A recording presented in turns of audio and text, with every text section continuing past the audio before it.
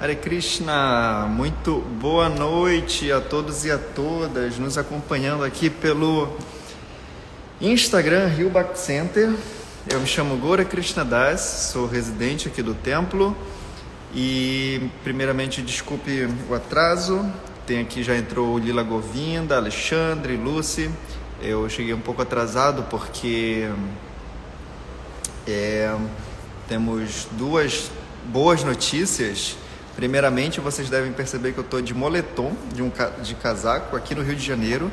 Isso significa que o ar-condicionado já está funcionando, o ar-condicionado aqui da nossa sala. Está bem friozinho. Eu não botei no mínimo, assim, para testar mesmo. Ele vai até o 16, eu deixei no 19 e já está nevando, assim, né? E também temos uma outra boa novidade, olha só, que nós temos agora. Nós temos uma televisão aqui no templo. Vamos colocar várias coisas legais, principalmente o verso do domingo, do festival de domingo, que a gente usava um quadro, assim, todo final de semana era uma história, né? Mas agora não, vai lá e ela é smart, então bota no celular, já aparece lá tudo. Então é isso, estamos muito felizes. E foi por isso que me atrasei também, porque a televisão chegou hoje, aí tem que instalar, né, toda aquela história. E o ar-condicionado também estava faltando uma parte elétrica, aí eu fui ver se dava para fazer, deu para fazer e está funcionando. Então vamos lá, sem mais enrolação, vamos à nossa leitura noturna aqui do Rio Bhakti Center. Om Namo Bhagavate Vasudevaya.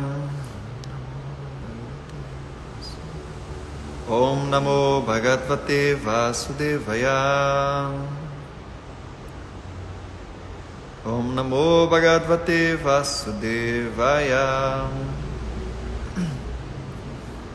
Então estamos lendo Srimad Bhagavad Gita como ele é. Estamos no capítulo de número 2, intitulado Resumo do Conteúdo da Gita. E hoje, meus amigos, vamos ler o último verso. O último verso do capítulo 2. Semana passada foi lido o verso 71 pela Bhakti Devidasi. E hoje nós iremos dar continuidade a leitura. Hoje é o último verso. Inclusive a Bhaktida acabou de entrar. Também aqui o Jai Vraja Sundar, Hare Krishna. Hoje eu cheguei um pouco atrasado, me desculpem, mas é por um bom motivo. Já falei aqui pro pessoal, vocês devem perceber que eu estou de casaco. Eu botei ele propositalmente porque nós estamos com o ar-condicionado funcionando. Eu não botei no mínimo, botei ele vai até o 16, eu botei no 19 e Tá nevando, assim, tá muito bom. E também temos uma outra novidade. Olha só o que nós temos na sala do templo. Temos uma televisão enorme de 50 polegadas que vamos poder transmitir slide, vamos poder transmitir, botar o verso da Bhagavad Gita, enfim, uma televisão multiuso. Já tinha lá em Govardhana, aí tem em Vrajabhumi, e a gente não podia ficar de fora. Também no templo lá de São Paulo. E a gente não podia ficar de fora, então agora temos uma Smart TV, ok? E é isso. Aí eu me atrasei porque chegou hoje a televisão, a gente instalou. Também estava mexendo no ar-condicionado, eu vi que não estava difícil, aí eu fui lá e dei uma de eletricista. Aí eu me atrasei um pouco, mas vamos lá, tá? Então, último verso do capítulo 2, capítulo 2, que é intitulado Resumo do Conteúdo da Gita, mas também é chamado de Sankhya Yoga. Então, esse verso diz o seguinte: Esha Brahmi Stiti Partha Nainam Prapya Vimuhyati Istvasyam Ante Kalipi Brahma Nirvana Richati. Algumas palavras aqui bem conhecidas, né? Esta, Brahmi, espiritual, Stiti, situação, Partha, ó filho de Partha, nunca, Enam, esta, Prapya, alcançando, Vimuhyati, a pessoa fica confusa, Stitva, estando situada, Asyam, nesta, Antakali, no fim da vida. Api também, Brahma Nirvanam, o reino espiritual de Deus. Richati, a pessoa alcança. Então a tradução e os significados são dados por Sua Divina Graça, Bhai Charanaravinda Bhaktivedanta Swami Srila Prabhupada Ki Jai. Este é o caminho de uma vida espiritual e divina, e o homem que a alcança não se confunde. Se ele atinge esta posição, mesmo que somente a hora da morte, poderá entrar no reino de Deus. Que legal, né? Então, só para vocês, assim, para a gente, se aprofundar um pouco mais, uma coisa interessante dos capítulos da Bhagavad Gita é que todos eles têm uma estrutura que Krishna faz assim de uma forma interessante. Eu gosto de falar que cada capítulo da Bhagavad Gita é como se fosse assim um redemoinho, vai girando, a gente vai subindo e vai nos jogando cada vez mais para cima, porque os últimos versos, geralmente o último ou os dois últimos versos do capítulo, eles vão servir de inspiração para continuar o assunto no próximo capítulo. Então, sempre os últimos versos, eles vão resumir a Bhagavad Gita. Isso não é regra, mas a maioria dos capítulos é isso. Os últimos versos são resumos do capítulo e Krishna vai utilizar esses versos para iniciar o assunto do próximo capítulo, ok? Então, eu vou ler o verso 71, que foi lido pela Bhaktida, e ler o verso novamente o de hoje, tá?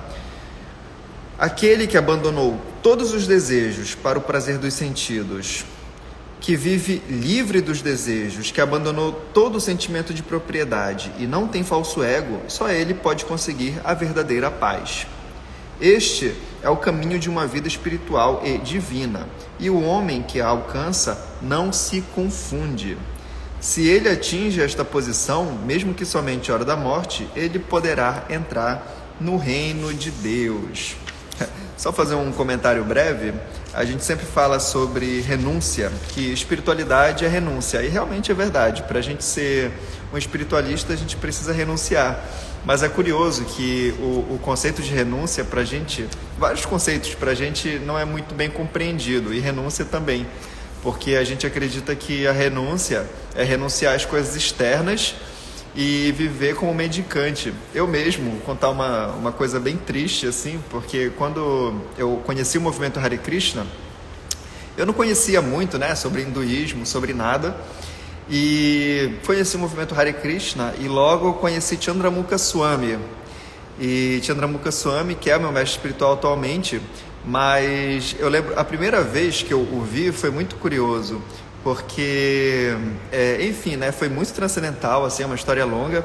E no outro dia ele ia passear pela cidade, né? Eu sou de Belém do Pará, e ele ia passear, né, Chandramukha Swami. E eu me convidei.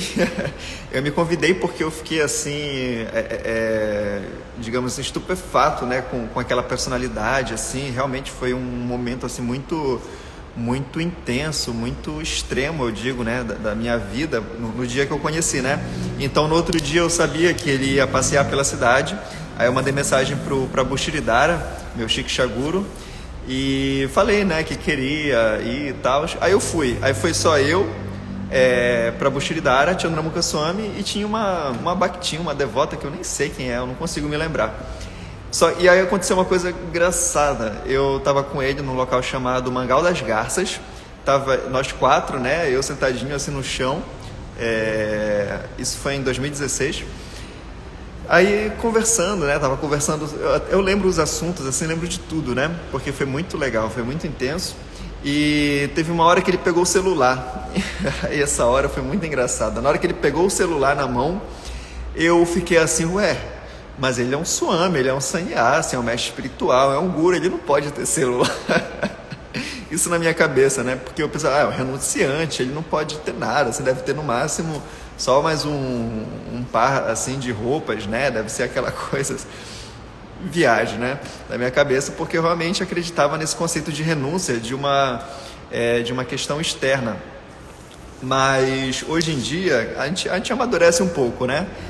Bem pouquinho, né? Mas tem uma pessoa que frequenta aqui o templo aos finais de semana, aos domingos, nos festivais, e é uma pessoa que veio de uma família abastada, que tem condições assim financeiras, mas é uma pessoa que por opção não utiliza nenhum tipo de aparelho eletrônico. A alimentação é super racionada, assim, é uma pessoa que deixa o cabelo crescer, não corta a barba, aquela coisa, né, toda, aquela coisa de mendicância, mas é engraçado, assim, porque claramente é uma pessoa ainda muito apegada a questões corpóreas, como, assim, com todo respeito, né, mas a gente percebe que sempre se aproxima, assim, das mulheres, né, sempre uns assuntos, assim, estranhos. E, enfim, usa drogas também, né? Tem uns apegos assim estranhos, então não tem nada a ver uma coisa com a outra, né? A verdadeira renúncia é a renúncia interna. Então, por que eu falo isso, né? Porque, como o Krishna está falando, este é o caminho de uma vida espiritual e divina, e o homem que a alcança não se confunde. Então, esse ponto é importante, não se confundir, principalmente nessas questões conceituais, como, por exemplo, da renúncia, como eu falei, né? A gente pode acreditar que é uma coisa, mas na verdade é outra, completamente diferente. Então, uma pessoa que está no caminho da espiritualidade, mesmo que ela alcance essa posição, mesmo somente à hora da morte, poderá entrar no reino de Deus. Então, por isso, é importante nós termos conhecimento para não nos confundirmos. Então vamos lá, o significado dado por Sua Divina Graça Srila Prabhupada diz o seguinte: a pessoa pode alcançar a consciência de Krishna ou a vida divina imediatamente, num segundo, ou pode-se não atingir este estado de vida mesmo após milhões de nascimentos. É mera questão de compreender e aceitar o fato. Katwanga Maharaj alcançou este estado de vida apenas alguns minutos antes da morte, rendendo-se a Krishna. Nirvana significa cessar o processo de vida materialista. Conforme a filosofia budista, após o término desta vida material, só há vazio, mas o Bhagavad Gita transmite outro ensinamento. A verdadeira vida começa após o término desta vida material. Para o materialista grosseiro, basta saber que este modo de vida materialista um dia acabará. Mas para pessoas espiritualmente avançadas, é importante conhecer que há vida após esta vida materialista. Antes do término desta vida, se a pessoa tem a boa fortuna de tornar-se consciente de Krishna, ela alcança imediatamente a fase de Brahma Nirvana. Não há diferença entre o reino de Deus e o serviço devocional ao Senhor. Como ambos estão no plano absoluto, estar ocupado no serviço transcendental amoroso ao Senhor é o mesmo que atingir o reino espiritual. No mundo material, há atividades para o prazer dos sentidos, ao passo que no mundo espiritual há atividades em consciência de Krishna. Alcançar a consciência de Krishna, mesmo durante esta vida, é atingir imediatamente o Brahman. E alguém situado em consciência de Krishna, de certo, já ingressou no reino de Deus. Meu Deus, muita informação aqui, realmente Prabhupada. Se a gente for ler apenas essa parte aqui, a gente já tem conteúdo assim para ficar não somente meditando, não somente especulando, né, filosoficamente, que é no sentido positivo, mas a gente já tem muito conteúdo para aplicar na nossa vida. Então, a gente percebe que Prabhupada, assim, ele está completamente consciente de Krishna, porque tudo que ele fala é muito consciente de Krishna, a ponto de, nesse parágrafo aqui, a gente já ter um conhecimento assim muito, muito, muito avançado, muito elevado. Então, só para, antes de continuar a leitura, uma coisa interessante, assim, que temos analisado durante o estudo, principalmente do Srimad Bhagavatam, é que existe apenas apenas 5 metas a serem seguidas na vida. Claro, né? Tem as ramificações, mas existe apenas 5 tipos de pessoas no mundo, no universo. Então nós temos aquela pessoa, que é uma pessoa que está no 5º nível, que é um nível de desfrute dos sentidos, só que é um desfrute ruim, porque tem pessoas que elas querem desfrutar, elas querem gozar da vida, porém elas buscam esse prazer de uma maneira ilícita, até de uma maneira assim bem ruim, né? Às vezes até explorando outras pessoas, ou explorando o seu próprio corpo, ou utilizando o seu poder para conseguir prazeres egoístas. Então são pessoas que estão nesse nível. E a gente percebe que existem muitas pessoas assim. Elas não estão muito preocupadas com as outras, digamos assim, com o restante, né? Ela quer saber mais de si. E isso tecnicamente se chama boga. Boga significa prazer sensorial ou gozo dos sentidos, e quem busca o caminho de boga é tecnicamente chamado de bogi, ok? Então nós temos esse primeiro nível, né? Nós temos o segundo nível, que é um pouquinho melhor, que são pessoas que também estão buscando um prazer material, que estão buscando satisfazer seus sentidos, porém essas pessoas, elas buscam isso através de atitudes éticas. Elas são até pessoas bondosas, assim, e elas vão através do caminho do karma. Então essas pessoas são tecnicamente chamadas de karmis. E é curioso que às vezes a gente utiliza esse termo karmi de forma pejorativa, mas se nós formos analisar o que é um karmi, é uma pessoa íntegra, é uma pessoa ética, e é muito difícil, até mesmo para nós, seguirmos o caminho, o caminho do karma, o caminho de como ser um karmi. Então são pessoas que oferecem as suas atividades, as suas ações, o seu trabalho para os semideuses. Dessa forma, os semideuses irão retribuir esse sacrifício através de poder, através de beleza, através de um bom nascimento.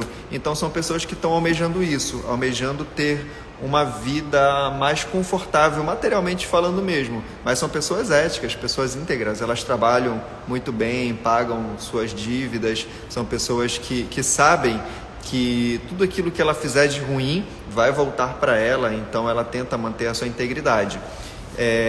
Assim, conhecer bons karmis não é algo ruim não, é algo até interessante. E depois desse nível do materialismo, nós temos pessoas que já vão buscar algo além do prazer corpóreo, além daquilo que está nesse mundo material. Nós vamos conhecer os gyanis, que são pessoas que estão no caminho de Gyana, no caminho do conhecimento. E é exatamente o que Prabhupada estava falando aqui, mais ou menos, na verdade, né?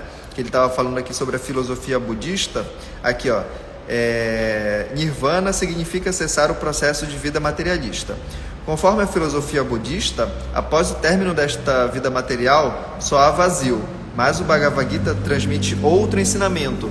Então, Prabhupada está falando mais ou menos sobre esse tipo de pessoa. Pessoas que acreditam que exista uma luz, que exista, assim, aquele céu, sabe? Um céu que é só o éter, assim, que a gente vai se fundir numa luz, que nós vamos nos transformar numa luz, que a gente vai cessar todos os nossos karmas, porque tem o karma, né? E quando a pessoa ela quer cessar seu karma, ela pode seguir esse caminho de querer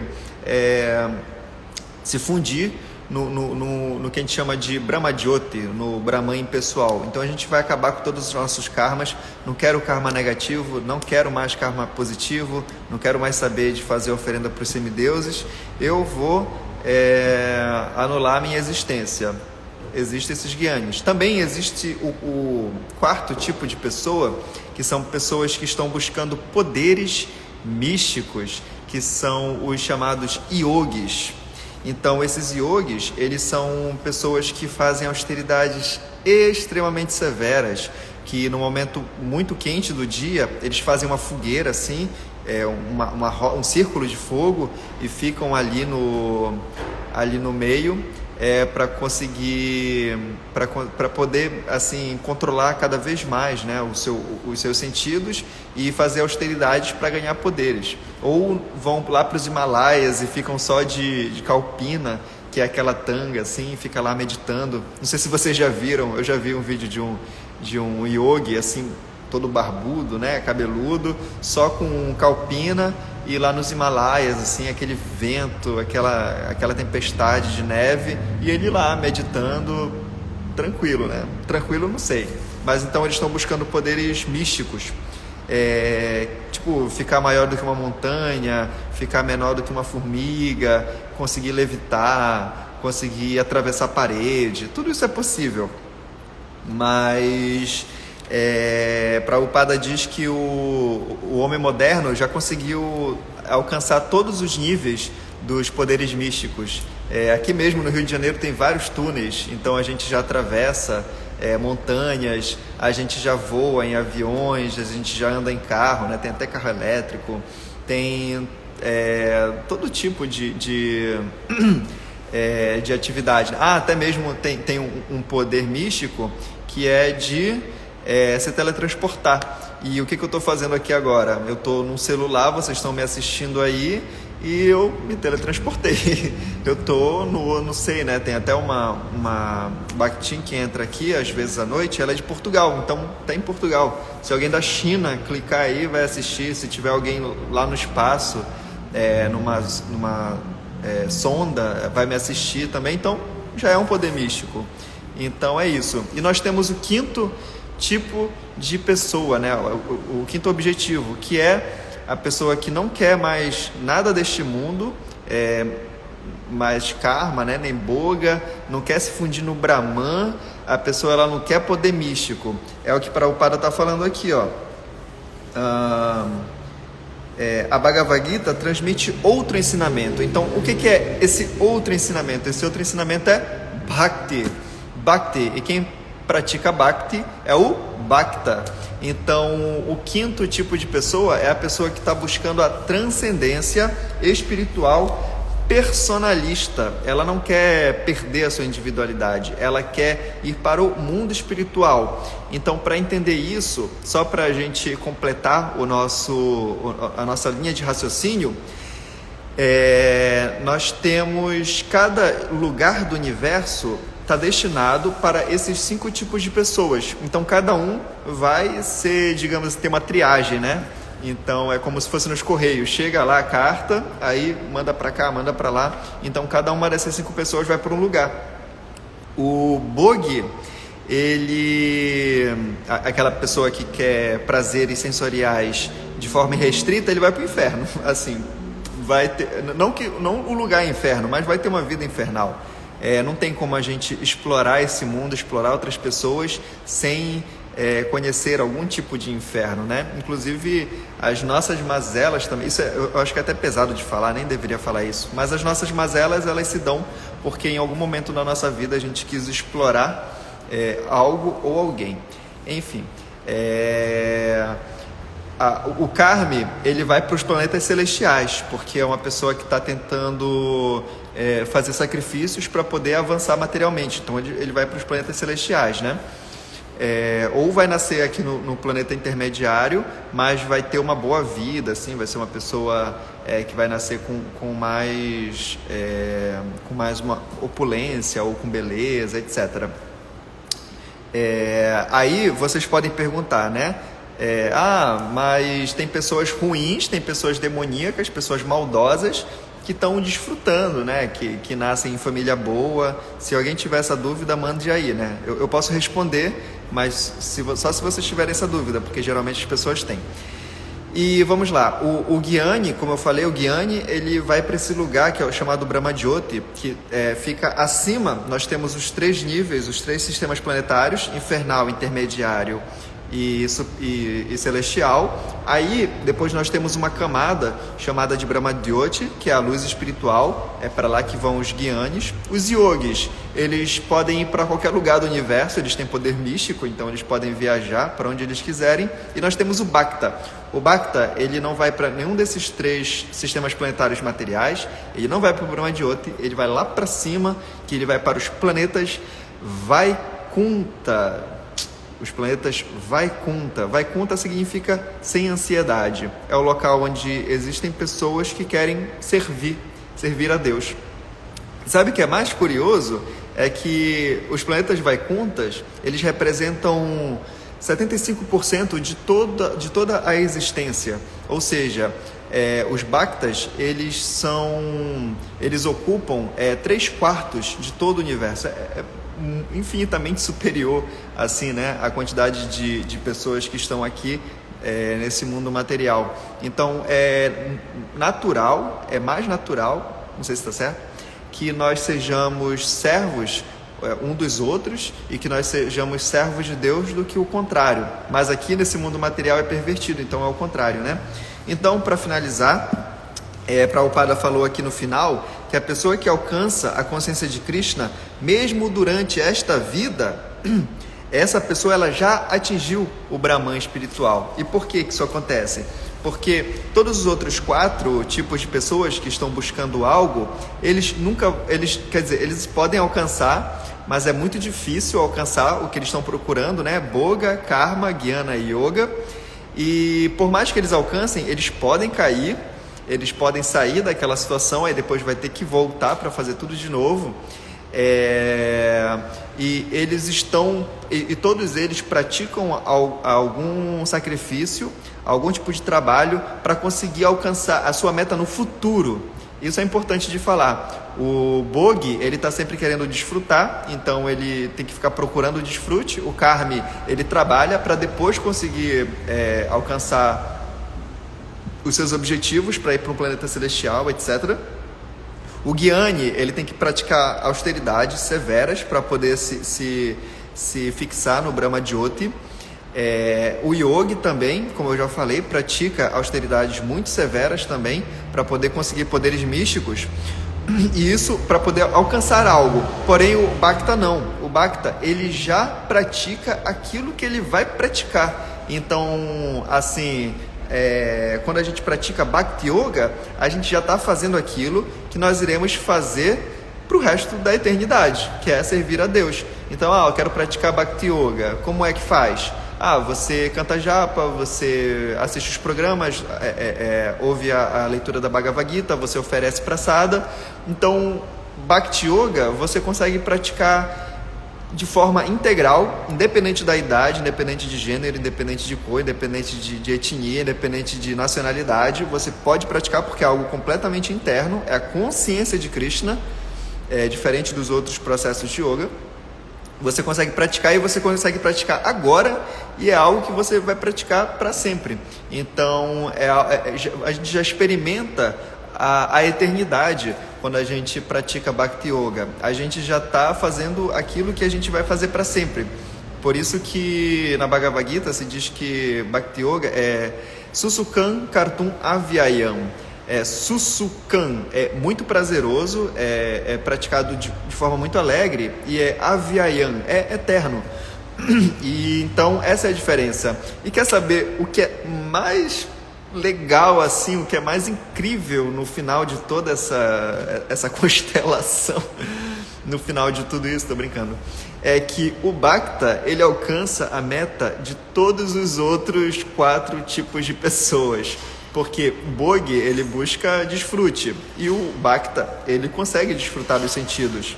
Ele está comendo praçada, ele está ouvindo a Bhagavad Gita, ele está cantando os santos nomes de Deus, ele está se associando com pessoas divertidas, ele está viajando, ele está indo para Kirtan, está tocando miridanga, tá tudo isso. Então é muito prazer. Assim como O Karma também, né? O Karma, ele quer ir para o planeta celestial, ele quer, enfim, né, ter facilidades na vida. O Bhakta consegue tudo isso, tudo isso mesmo. E o Gyani, ele quer anular seu karma. O Bhakta consegue anular seu karma, inclusive de forma instantânea, quando... Enfim, é uma coisa muito técnica, dá para explicar, mas eu não vou explicar porque vai levar muito tempo. Mas o Bhakta, ele recebe misericórdia de Krishna, então não tem mais a ver com seu karma, tem a ver com misericórdia. Não é mais questão de justiça, é questão de misericórdia. Dá para falar muito sobre esse assunto, mas não vamos entrar nesse tema.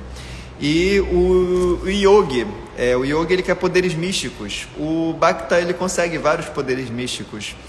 Prabhupada mesmo, ele tinha poderes místicos, mas não externalizava, porque ele sabia que é bobagem, né? Tipo, ficar gigante, ficar pequeno. Até mesmo tem grandes yogis que conseguem ressuscitar pessoas, né? No Srimad Bhagavatam tem várias histórias sobre isso.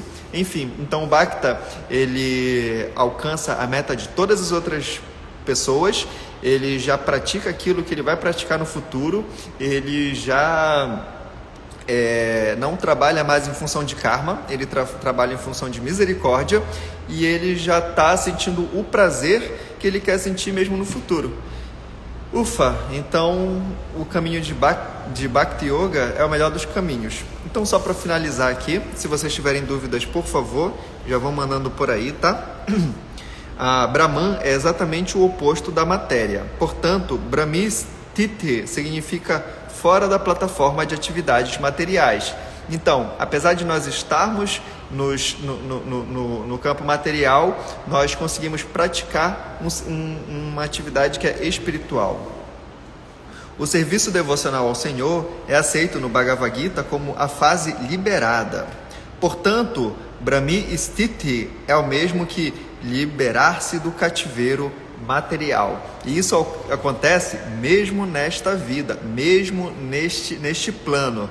E isso acontece a gente consegue se liberar de acordo com a porcentagem que a gente se entrega para Krishna. Então, o que a gente dá é o que a gente vai receber. Shri Bhaktivinoda Thakura resume este segundo capítulo do Bhagavad Gita como abrangendo o conteúdo de todo o texto. No Bhagavad Gita, os temas são Karma Yoga, Jnana Yoga e Bhakti Yoga. No segundo capítulo, discutiu-se claramente Karma Yoga e Jnana Yoga, e também foi dado um vislumbre de Bhakti Yoga, que formam o conteúdo do texto completo. Legal, eu não tinha lido esse significado e Prabhupada falou exatamente, né, sobre o caminho de Jnana, o caminho de Karma, só que tem um porém, não confundam Karma com Karma Yoga, Jnana com Jnana Yoga, Bhakti com Bhakti Yoga. Uma coisa é uma coisa, outra coisa é outra coisa. Karma está todo mundo praticando. Karma é atividade. Então, respirou é karma, subiu no ônibus é karma, regou a planta é karma. Karma yoga é outra coisa. Quando a gente bota yoga significa conexão. Então, é quando a gente faz uma atividade em consciência de Krishna. Então, Jnana é conhecimento. Eu liguei, eu botei no feed de notícias do Instagram, apareceu lá que, sei lá, não sei quem deu cadeirada no outro, está acontecendo guerra lá na faixa de Gaza, e tudo isso mais. Tudo isso é conhecimento, tudo isso é Jnana. A palavra Jnana é conhecimento. Porém, Jnana Yoga é outra coisa. Jnana Yoga é consciência de Krishna. Então, por aí vai, ok? Não confundam uma coisa com a outra. O Karmi não é uma pessoa que pratica Karma Yoga necessariamente. Karma Yoga é consciência de Krishna. A pessoa que segue o caminho de Karma, tecnicamente chamado de Karma Kanda, é outra coisa. É uma pessoa que está fazendo sacrifícios para os semideuses para poder chegar no nível materialmente avançado. Legal? Então, estudar para que a gente não se confunda, né? Então, como eu tinha falado também, né?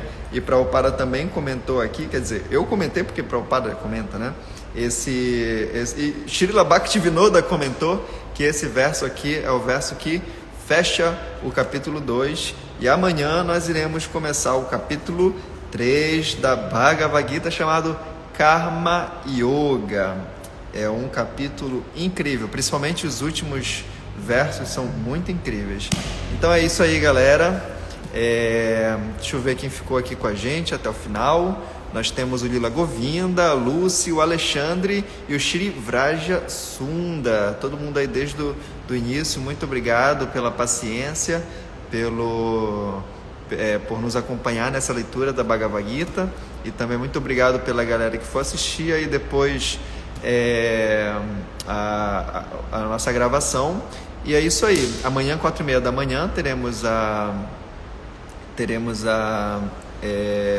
transmissão do nosso Mangalarati, e logo depois do Mangalarati nós temos a leitura do Srimad Bhagavatam. Estamos no capítulo 8 do Srimad Bhagavatam, no primeiro canto. Quem conhece o Srimad Bhagavatam, o primeiro canto, sabe que o capítulo 8 é um dos mais fenomenais, né? São as orações da rainha Kunti, a salvação do Maharaj Parikshit.